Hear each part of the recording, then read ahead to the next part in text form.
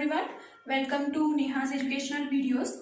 Today we are going to see a few more expressions, new expressions related to our chapter, that is basic chemical calculations. So let's go through them one by one. So here we have weight percent of A equals to weight of A upon total weight of system into 100. So if I am having a binary system, for example I have components A and B, and if I am asked to calculate the weight percent of A in the binary system, so what will I do is I will take numerator as weight of A upon total weight of system, means weight of A plus weight of B, as it is a binary system, and I'll multiply it by 100. So whatever the answer you are getting, it will be the weight percent of A. If you have more than 2, more than 3, whatever components in your system, so you can simply add the total weights of the system here and you can find out the weight percent of any component. Okay. Similarly, mole percent of A, the expression is given as moles of A upon total moles of system into 100. So if I have 3 components in my system and I want to find out the mole percent of A, then my expression will be moles of A upon moles of A plus moles of B plus moles of C into 100.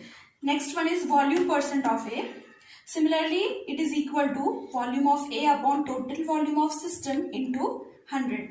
Next is mole fraction. You have surely come across this term, mole fraction of A. It is similar to mole percentage of A, just we need not multiply the term by 100. Okay. So the mole fraction of A becomes mole of A upon total moles of the system.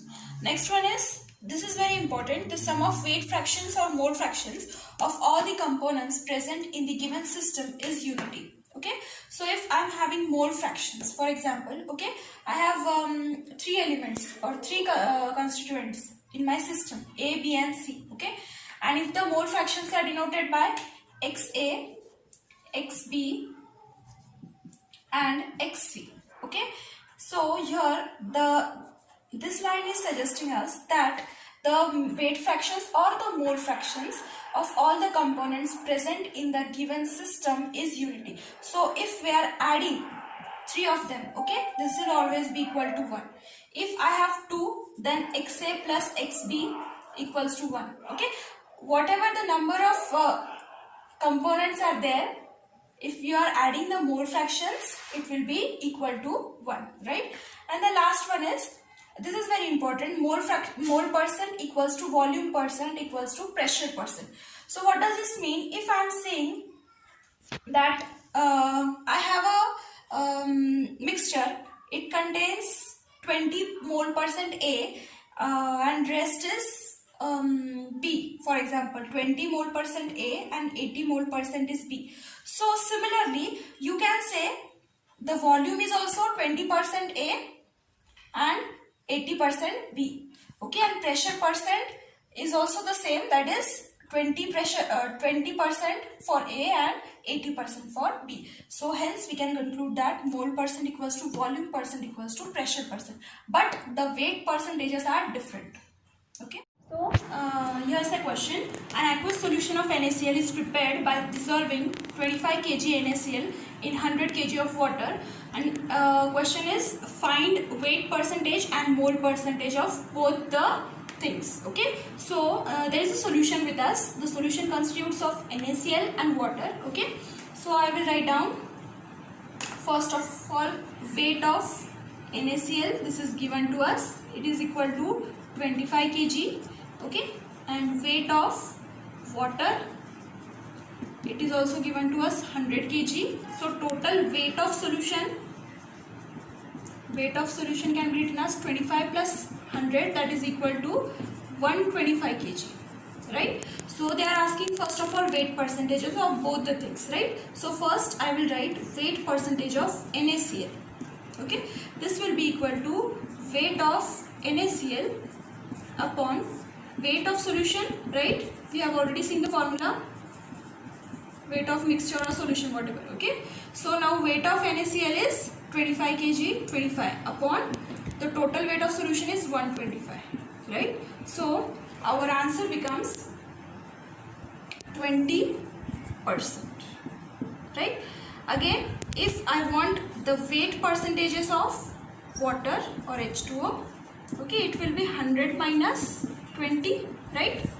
Because only binary solution is there, two components are involved. If one is 20%, surely another should be 100 minus 20, that is equal to 80%, right? So now we will look at the mole percentages. So mole percent, first of all we will find out the moles of each and every component. So mole of NaCl equals to weight of NaCl, that is 25 kg upon the molecular weight of NaCl, right? Molecular weight of NaCl is, for Na it is 23, for Cl it is 35.5. So this becomes 58.5. So my answer is 0.427 kilomole. Kilomole, why? Because this is in kg, right? If this was in gram, then we would have said 0.427 mole only, right? Now we will find out mole of water, right? So mass of water is 100 upon water is H2O. So this is 2 into 1 plus oxygen, it is 16. So this becomes 18. So molecular weight is 18. So my answer is 5.56 kilomole, right? So let me calculate the total number of moles in the system. Okay, total number of moles is 0.427 plus 5.56. My answer becomes 5.987 kilomole. Now it is easy to find out the mole percentages. First I will calculate for NaCl, right? Mole percentage of NaCl equals to moles of NaCl upon total moles, right? Total moles. I will continue it here.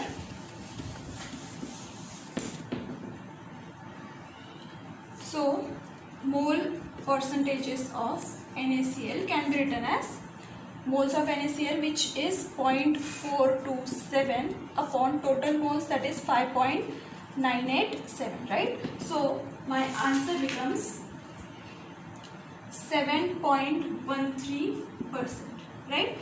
This I have to multiply it by 100 for calculating the percentage, right? Into 100. Now mole percentage for water or H2O, I can write 5.56 upon 5.987. So after into 100 for calculating the percentage, right? So this becomes 92.87%. Also I have forgotten to multiply the weight percentages by 100. So please make this correction. Okay. Next question is, the available nitrogen in urea sample is found to be 45% by weight. Calculate the actual urea content in sample. Okay, so first of all we need to take some basis for this, solving this question, right? So if 45% by weight is given, so we need to take the basis something in kg. Okay, it will be easy if we are taking 100 kg urea sample, right? This is our basis. Okay, so if 100 kg urea sample is there, they are saying 45% by weight is urea, actual urea, sorry, available nitrogen is there, right? So I can say 45% of 100 will be 45 kg, right? So 45 kg nitrogen is available in the urea sample. So first of all we need to know, we need to use the equivalence concept here, that if I am taking 1 kilomole of urea, that is NH2CO NH2, okay? So this is equivalent to how many kilo atom of nitrogen? Okay, so just you need to calculate how many nitrogens are there. Okay, there are 2 kilo atoms, so I have to write here 2 kilo atoms. Okay, so this is in kilomole, right? Kilomole, kilo atom. But here whatever we are considering the basis and whatever is given, it is in kg. So we have to convert this kilomole into kg, right? So I have to multiply kilomole by molecular weight, because we know that for calculating kilomole or moles equals to mass upon molecular weight. Okay, so I already know the kilomoles here and I want to know it in kg, right? So I will just multiply the kilomoles by its molecular weight, right? So I will do the same thing here. I will just calculate the molecular weight of NH2CONH2, that is urea. Okay, so for nitrogen it is 14, for hydrogen is 2 into 1, right? This I have to plus. For carbon it is 12, plus oxygen it is 16, for nitrogen again 14, and 2 hydrogen it means 2. Okay, so my answer becomes 60, right? So I can say that 1 into 60 kg of urea is equivalent to, then 2 into nitrogen, for nitrogen it is 14, 2 into 14 kg of nitrogen is equal. So it means that if I am having, this is equal to 60, right? So if I am having 60 kg of urea in my hand, so nitrogen content will be 28 kg, right? This is the meaning of this equivalence, right? But what is the amount of nitrogen that I am having? That is equal to 45 kg nitrogen, and I don't know what is the urea sample there. What do I need to do? Let this be x kg urea. I just need to do the cross multiplication, right? Okay, so I will multiply 60 into 45 equals to 28 into x, right? Cross multiplication, and x I will calculate as 60 into 45 upon 28, right?